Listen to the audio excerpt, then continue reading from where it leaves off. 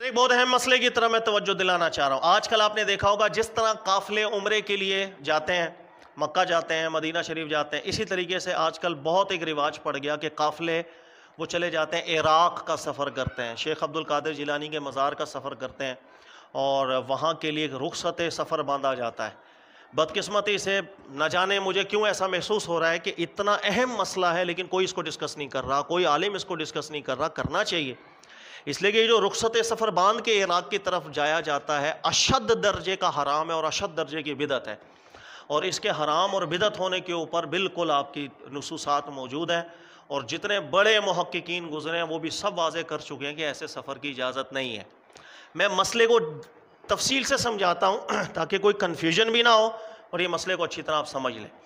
پہلے مسئلہ میں سمجھا دیتا ہوں۔ دیکھیے گا، جب کبھی انسان اس دنیا میں سفر کرے اس نیت سے کہ اس کے دل کے اندر جگہ مقصود ہو کہ میں فلاں جگہ جا رہا ہوں اور وہ جگہ ہی مقصود ہو، اور اس کے دل کے اندر ہو کہ میں وہاں جاؤں گا، عبادت کروں گا، شاید زیادہ ثواب ہو جائے گا، یا وہاں جا کے دعا کروں گا، شاید مجھے وہ دعا زیادہ قبول ہو سکتی ہے، یا میں وہاں جا کے عبادت کروں گا، وہاں جا کے عبادت کرنا جو ہے ممکن ہے کہ زیادہ برکات دے، کسی بھی طرح کا یہ تصور آپ کر لیں، تو ایسا سفر کرنا جہاں جگہ مقصود ہو، مکان مقصود ہو، اور نیت ہو کہ وہاں میں سفر کروں گا تو شاید میری دعا زیادہ قبول ہو جائے گی، زیادہ ثواب ملے گا، عبادت کا زیادہ ثواب ملے گا، ایسی کسی بھی نیت کے ساتھ آپ پوری دنیا میں کہیں بھی سفر کریں گے، سفر کی اللہ کے رسول علیہ السلام نے اجازت نہیں دی سوائے 3 جگہوں کے، اور وہ 3 جگہ کون ہیں؟ نمبر 1 مسجد الحرام، مکہ کی مسجد، مسجد النبوی شریف، اور تیسری مسجد اقصی۔ ان 3 مسجدوں کے علاوہ رسول اللہ صلی اللہ علیہ وسلم نے پوری دنیا کو ایک برابر قرار دے دیا۔ آپ پوری دنیا میں کسی بھی جگہ کھڑے ہو کے اللہ کی عبادت کریں گے، وہ اتنا ہی ثواب ہے کہ دنیا کے کسی حصے میں کھڑے ہو کے کریں۔ آپ دنیا کے کسی حصے میں کھڑے ہو کے دعا کریں گے، وہ دعا اتنی ہی با اثر ہوگی کہ جتنی دنیا کے کسی حصے میں کھڑے ہو کے کریں گے، سوائے 3 جگہوں کے۔ اور یہ 3 جگہ وہ ہیں کہ جسے اللہ کے مبارک ہستیوں نے تعمیر کی اللہ کی عبادت کے لیے۔ مسجد الحرام حضرت ابراہیم علیہ السلام نے بنائی، مسجد اقصی یہ بھی انبیاء علیہ السلام نے بنائی، اور مسجد نبوی شریف رسول اللہ صلی اللہ علیہ وسلم نے تعمیر کی۔ ان 3 مسجدوں کو یہ خصوصیت حاصل ہے۔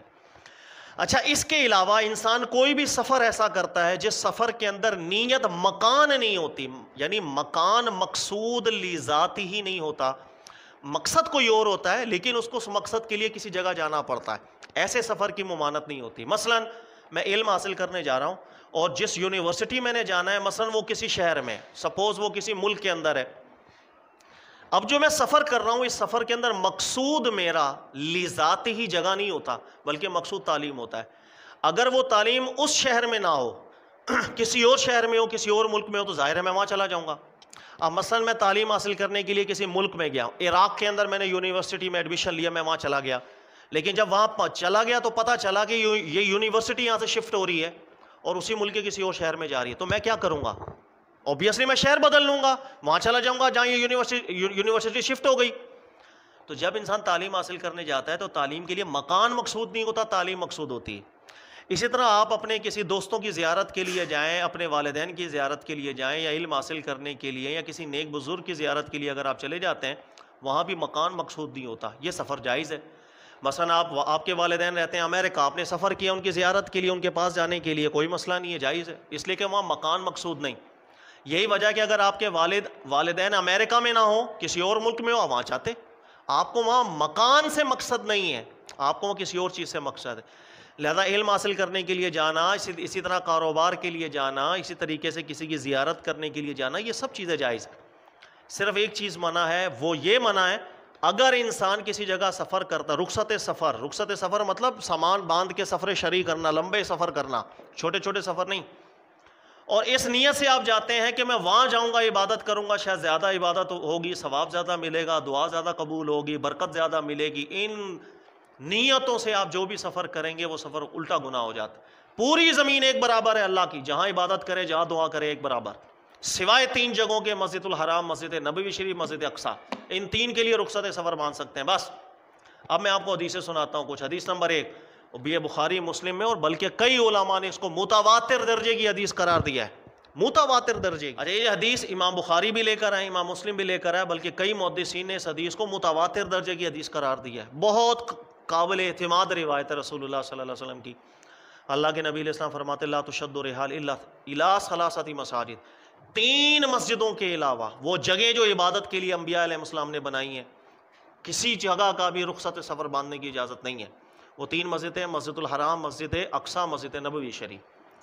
اچھا، اب یہاں پر عموماً ایک ذہن میں سوال آتا ہے کہ اس حدیث میں چونکہ اللہ کے نبی علیہ السلام نے مسجد کا لفظ ارشاد فرمایا تو شاید یہ حکم صرف مسجد کے لیے ہے، مسجد کے علاوہ نہیں. دیکھیں حدیث سے صحابہ کیا سمجھے، میں وہ بھی حدیثیں آپ کو سناتا ہوں اور اس حدیث کا مطلب کیا ہے. مسجد کہتے ہیں وہ جگہ جو بنی ہی عبادت کے لیے. اب جو جگہ بنی ہی عبادت کے لیے ہے، جب اس میں یہ حکم ہے کہ ان 3 مسجدوں کے علاوہ کسی مسجد کی طرف بھی آپ رخصت سفر کر کے نہیں جا سکتے تعبد کی نیت سے، تمام مسجدیں برابر ہیں، تو جو جگہ عبادت کے لیے ہوتی ہی نہیں ہے وہاں جانا بدرجہ اولا اس حدیث میں داخل. اسی وجہ سے دیکھیے گا اس حدیث سے صحابہ اکرام نے کیا سمجھا. صحابہ اکرام نے سمجھا یہ حکم مسجد کا، مسجد کے علاوہ سب کا ہے. جب انسان یہ سوچ کے سفر کرتا ہے کہ وہاں شاید مجھے زیادہ ثواب ملے گا، دعا قبول ہوگی، نہیں، پوری دنیا ایک برابر ہے، ہر جگہ عبادت کرنے کا ایک برابر ثواب ہے، سوائے ان 3 جگہوں کے کہ اس کی فضیلتیں الگ ہیں. دیکھیے گا صحیح حدیث ہے موطا امام مالک کی، حضرت ابو ہریرہ، اللہ کے نبی علیہ السلام کی وفات مبارکہ کے بعد کئی قافلے تھے جو چلے جاتے تھے کوہ طور پہاڑ کے اوپر، سفر کرتے تھے، وہاں عبادت کر کے آتے تھے. مشہور تھا کہ وہاں چونکہ اللہ کے نبی حضرت موسیٰ علیہ السلام کی وہاں نسبت ہیں، اللہ نے کلام کیا تو لوگ چلے جاتے تھے کوہ طور، وہاں عبادت کر کے آتے. تو حضرت ابو ہریرہ بھی چلے گئے. اب حضرت ابو ہریرہ بھی جب کوہ طور چلے گئے، کوہ طور سے سفر کر کے جب واپس آئے ہیں تو آپ کو ایک صحابی ملے، ابن الغفاری صحابی ملے. تو صحابی نے ذکر کیا ابو ہریرہ کہاں تھے، آپ نظر نہیں آئے. تو ابو ہریرہ نے ذکر کیا کہ میں طور گیا ہوا تھا سفر کر کے، کوہ طور وہاں عبادت کر کے آئے ہوں اللہ کی. تو ان صحابی نے ذکر کیا ابو ہریرہ یہ آپ نے کیا کر دیا، آپ جانے سے پہلے کاش مجھے مل جاتے، میں آپ کو رسول اللہ صلی اللہ علیہ وسلم کی وہ بات بتاتا کہ آپ نہ جاتے، اس لیے کہ ثواب نہیں الٹا گناہ ہو گیا. تو کیا وہ بات ہے؟ پھر صحابی نے ذکر کیا اللہ کے نبی علیہ السلام نے فرمایا لا تشد الرحال الا الی ثلاثۃ مساجد، تعبد کی نیت سے مکان لذات ہی مقصود ہو ایسے رخصت سفر کی اللہ کے نبی علیہ السلام نے اجازت نہیں دی. پورا روئے زمین برابر ہے، کہیں پر بھی نماز پڑھیں اللہ کی ایک برابر ثواب، سوائے ان 3 جگہوں کے. کہیں اللہ سے دعا کر دیں ایک برابر ہے، میں یہاں دعا کروں، میں دنیا کے کسی حصے میں دعا کروں، اللہ میرے شارک کے قریب ہے، سوائے ان 3 مساجد کے کہ وہاں کا اجر زیادہ بیان ہوا ہے، رخصت سفر باندھنے کی اجازت نہیں. تو ابو ہریرہ نے جب یہ جملہ سنا تو یہاں غور کریں، مسجد کی بات نہیں، کوہ طور کی بات چل رہی تھی. تو صحابہ اس حدیث سے اچھی طرح سمجھ گئے تھے کہ یہ بات مسجد اور مسجد کے علاوہ بھی ہے. اسی طرح مسند احمد بن حنبل کی بات ہے کہ ایک ابو سعید وہ بیٹھے ہوئے تھے تو ان کے سامنے بھی کئی لوگوں نے ذکر کر دیا، یہی ذکر کیا کہ ہمارے یہاں قافلے جا رہے ہیں آج کل عبادت کرنے کوہ طور کی طرف، وہاں جا کے عبادت کرتے ہیں، زیادہ سمجھتے ہیں ثواب مل رہا ہے، دعائیں کرتے ہیں. تو ابو سعید نے بھی بیان کیا کہ جو سفر کر کے جا رہے ہیں اس کی اجازت نہیں ہے. رخصت سفر اس نیت سے باندھنا کہ میں وہاں جا کے عبادت کروں گا شاید زیادہ ثواب ملے گا، دعا زیادہ قبول ہوگی، اس سفر کی نبی علیہ السلام نے اجازت نہیں دی، بلکہ پوری روئے زمین کو برابر کر دیا. دنیا کے کسی حصے میں عبادت کریں، دعا کریں، ایک برابر ہے، سوائے ان 3 مسجدوں کے رخصت سفر باندھنا ہے تو یہاں باندھا جائے. تو یہ میں نے اس لیے بھی اچھا. اس کے علاوہ آپ بڑے بڑے علماء کو دیکھ لیجئے گا، تقی الدین سبکی صاحب، یہی نتیجہ ان کا بھی ہے کہ جہاں مکان مقصود ہو رخصت سفر تعبد کے لیے نہیں باندھ سکتے ہیں. اس کے علاوہ علامہ قاضی ایاز صاحب، شیخ ابو محمد جوینی صاحب، اس کے علاوہ بہت بڑے بڑے علماء گزرے ہیں، ان کا یہی موقف رہا ہے. ہاں علم حاصل کرنا دیگر وہ چیزیں اس میں داخل نہیں ہیں کیونکہ وہاں مکان مقصود نہیں ہوتا.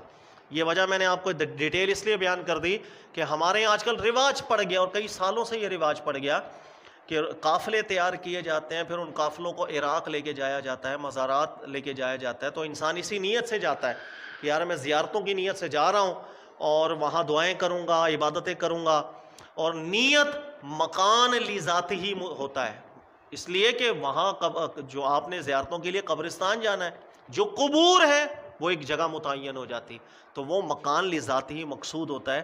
ایسے رخصت سفر کی بالکل اجازت نہیں ہے. تمام محققین نے منع کیا، اللہ کے نبی علیہ السلام نے منع کیا، صحابہ اکرام منع کرتے رہے. یہ ایسا بدعت کا کام ہمارے ہاں جاری ہو گیا کہ اس سے کوئی منع بھی نہیں کر رہا. ابھی تک میں نے نہیں سنا کہ اس کو کوئی منع کیا جا رہا ہے، لوگوں کو سمجھایا جا رہا ہے. یہ جو قافلے لے کر کے آپ عراق کی طرف جا رہے ہیں یہ شرعاً جائز نہیں ہوگا، یہ شد رحال کی ڈیفینیشن میں داخل ہوتا ہے. اللہ تعالیٰ سمجھنے کی توفیق دے. جزاک اللہ خیرہ.